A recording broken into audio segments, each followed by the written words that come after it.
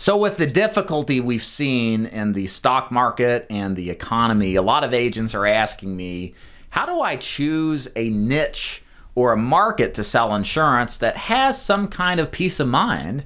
God forbid there's a real economic calamity. In other words, how can you as an agent make sure you sell a product that is not going to be overturned because of economic issues out of your control? So the purpose of this video is to give you my personal insight as somebody who's sold since 2011 in the insurance business, who's been through the down markets and up markets, on which markets to avoid, as well as which markets may be some of the best to partake in, so that bottom line, you can give yourself the best opportunity imaginable to be as successful as you can selling insurance. So let's jump right in. So number one here is the one I would be very wary of getting into. And it's going to depend on the type of product you sell to a certain extent. But it would be working class incomes or lower for people who are not retired or not disabled. So think of just working class, right? Lower middle class and lower. What's the problem with selling insurance to those folks? Well, anytime there's a down market or inflation goes up, and the perception of what you can spend money on decreases, or there's just a tightening of the budgets, that market is the most immediately affected out the gate. And they're the ones that are going to make the decisions very quickly not to spend money on anything that's deemed too discretionary, meaning, you don't have to have it now. So insurance products like life insurance are likely going to feel the brunt of, in that particular market, of not being as easily sold, maybe as had they been earlier on when markets were better. Also, even just basic products like property and casualty insurance, car insurance, homeowner insurance, etc. Those won't go away. Maybe there will be a little less buying, but people won't buy as much insurance and will more often than not seek the minimum versus the maximization of what they could get as far as value out of their policy. So people will buy, but maybe not as much. So again, that's kind of the issue with any sort of down market, is the working class feels the burn way faster and way more than middle class and up. Second on the list here is new homeowners. Well, when you have a down market and you're not getting as many new home sales, you're not going to have as many opportunities to sell insurance products that very much are kind of like a slice of life experience. So, for example, one product that sold a lot based off of new home sales, of course, is mortgage protection, and in a minor case, index universal life plans. And when less people are buying houses, you have less lead availability to go after those people, and in a sense, less motivation, reason why to buy, because they're not going into debt, therefore need life insurance.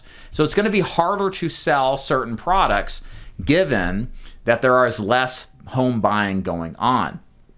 And last on the list here is any markets focusing on discretionary insurance purchases. Again, I would be very wary of getting involved with. So this would be kind of ancillary products like cancer insurance, any kind of insurance that, yes, is helpful, but it's not absolutely required.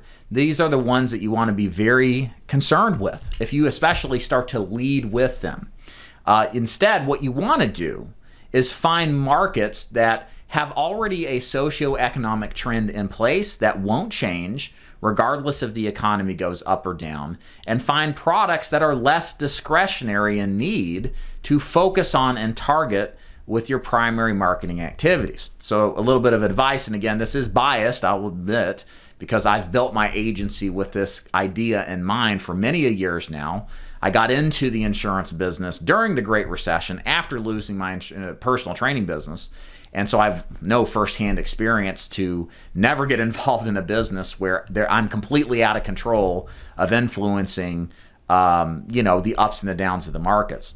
So the big one, of course, where I think the best opportunity lies for the next really 10 to 20 years is going to be the baby boomer retirement market. So there is a huge trend of people daily retiring and hitting 65. It's approximately 10 to 13,000 a day, depending on which sources you cite. And that is expected to go on until the mid-2030s. Why is that important? Because when you turn 65, you start Medicare. So that means every single day there's 10 to 13,000 more Medicare eligible recipients ready to start their Medicare. And the other side of that too is the average insurance agent is in their late 50s, early 60s.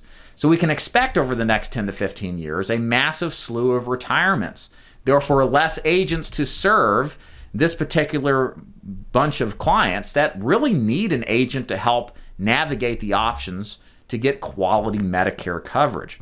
So I think targeting anything in the baby boomer market, especially Medicare, is a easy win. Of course, this takes hard work. You got to go and see the people. You got to have great training, great marketing in place. But you're already playing into a trend that is demographically in place, regardless of where the economy goes. And the cool thing about Medicare, especially Medicare Advantage, is right now there's zero premium plans with no underwriting involved. And so you're not taking people's money or have to health qualify them to get the plan, which is absolutely wonderful. Also, kind of playing in those directions is final expense. Yes, somewhat discretionary, though it becomes less and less so as the person ages, as they get closer to death. Let's face it, you got to have some way to bury or cremate yourself if you're a lower income person. And that's where a final expense plan makes a lot of sense. So that's a great product to also look at as well. Then you also have annuities, which are fantastic. A lot of people right now have worked their entire lives and have gone through multiple down markets, dot-com bust, the mortgage-backed security Great Recession bust, and they're hitting retirement. And they don't want to lose money again.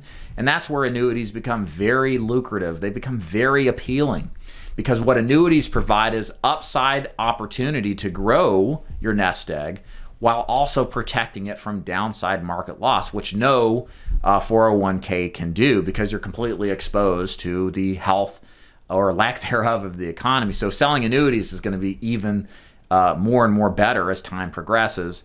And the last thing, of course, I really like the ACA market as well. This would be we call Obamacare, Biden care, Trump care. Health insurance is something that most people agree they need, and if I'm selling to a market that's not necessarily the baby boomer retirement market, this is a product that I would very much consider leading with because everybody wants good health insurance. Everybody wants to get a good deal for health insurance, and if there's one insurance product, maybe besides car insurance, that people know they need, it's definitely health insurance. So that's where I would be leading to as opposed to what I would stay away from. So guys, if you're interested in any of those products that sound appealing long-term despite the risk of a recession, if you're interested niche-wise in final expense, Medicare, annuities, or ACA, of course, we train agents nationally to do it. You can head over to davidduford.com/FAQ to learn more about how our systems work to see if it's a good fit for you. Ladies and gentlemen, thanks so much for watching. Have a good day.